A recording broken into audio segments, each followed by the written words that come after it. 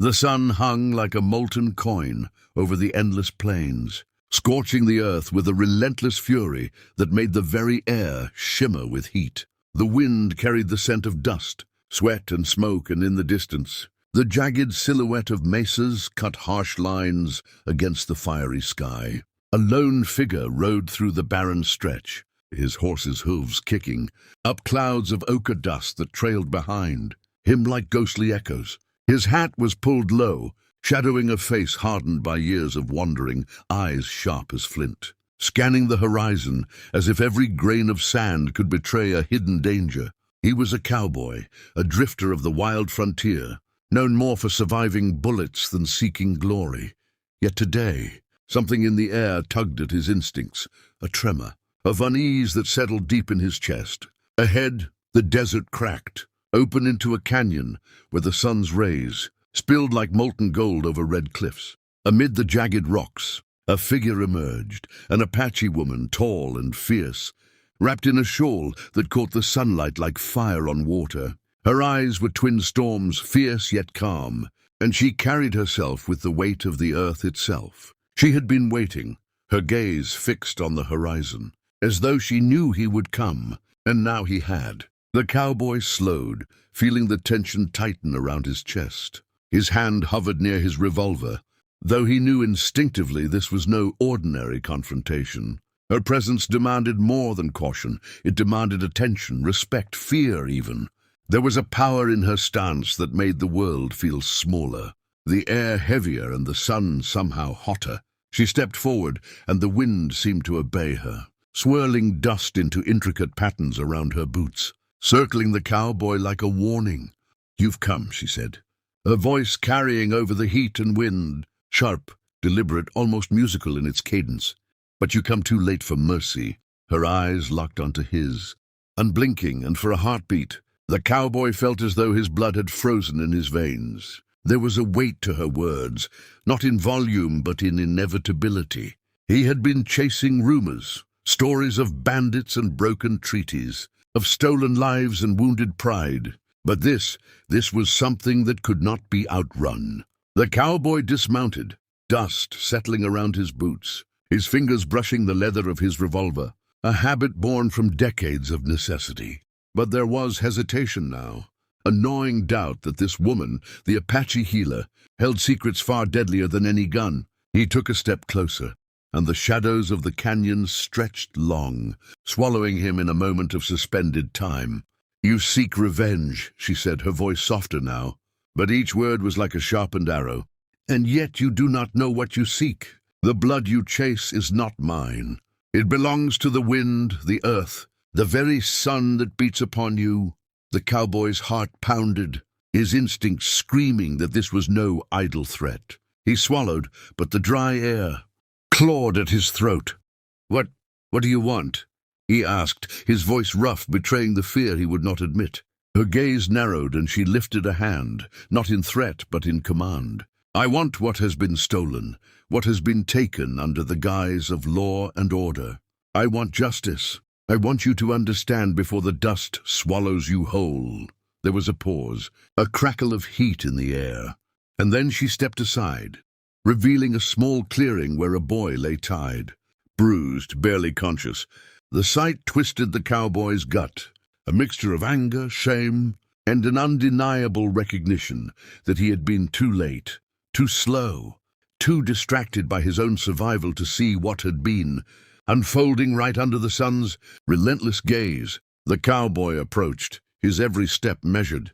But before he could reach the boy, a sound shattered the silence, a low growl from the edge of the canyon. Shadows moved, elongated and sinuous, and from the rocks emerged a pack of wolves, their eyes glinting like coals in the dying light.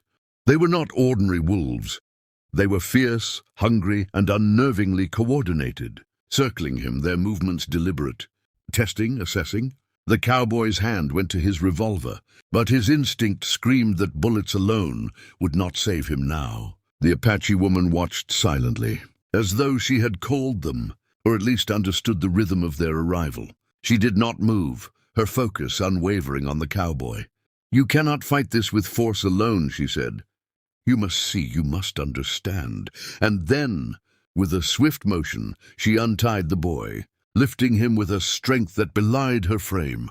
The wolves hesitated, and in that split second, the cowboy realized the truth. She held a power not of gun or steel, but of presence, of command over the world that he had long thought wild and untamable.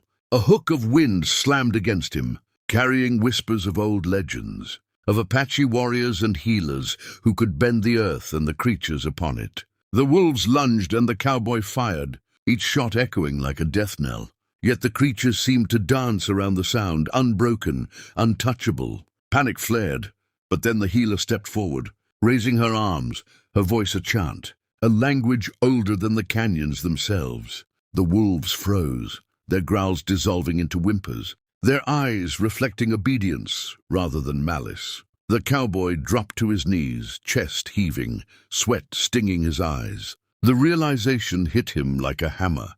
He had underestimated her, underestimated the power of a spirit tied to the land itself. She approached, her steps deliberate, each one echoing against the rocks. She leaned close, her voice a whisper, yet carried like thunder in his mind.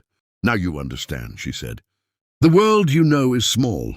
There are forces you cannot fight, only respect, only heed." He tried to speak, tried to find the words that could bridge the gap between his world and hers. But the heat, the awe, the weight of the moment stole his breath. It was not death he feared, but revelation, the raw, unyielding truth that he was no longer the master of the frontier, but a witness to its hidden law. The boy stirred, looking up with eyes wide, seeing in the cowboy a savior, yet sensing in the healer the power that truly held them both. Hours seemed to pass in seconds. The sun sank lower, bleeding red into the horizon, and the canyon was bathed in a surreal twilight.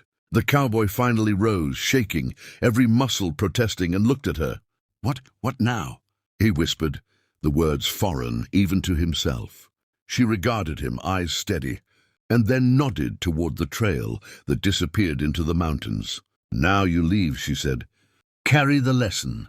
Remember the sun, the earth, the wolves. Remember what it means to be human under forces greater than yourself. And never forget the debt you owe to those who walk unseen paths." He mounted his horse, trembling not from fatigue, but from the magnitude of what he had witnessed. The wolves retreated into shadows, the boy safe by her side, and the healer remained, a solitary figure against the dying sun, a reminder that the frontier was not measured by guns or gold, but by respect, fear, and understanding. As he rode away, dust swirling at his feet, the weight in his chest eased, replaced by a quiet determination, a vow carved into his very soul. He had seen the impossible, survived the unbearable, and learned a truth that would haunt him until the day he died, that beneath the burning western sun, there are powers no bullet can challenge, and a spirit like hers could make even the strongest cowboy stop breathing. The night fell cool and still, and the stars emerged, scattered across the sky like whispers of long-forgotten stories. The cowboy rode on, silent, carrying a lesson burned into his heart, knowing that the West was wild. Yes, but it was alive in ways he had never imagined. And somewhere in the canyon, the Apache healer watched, her demand fulfilled, her purpose unshaken, a force as eternal as the land itself.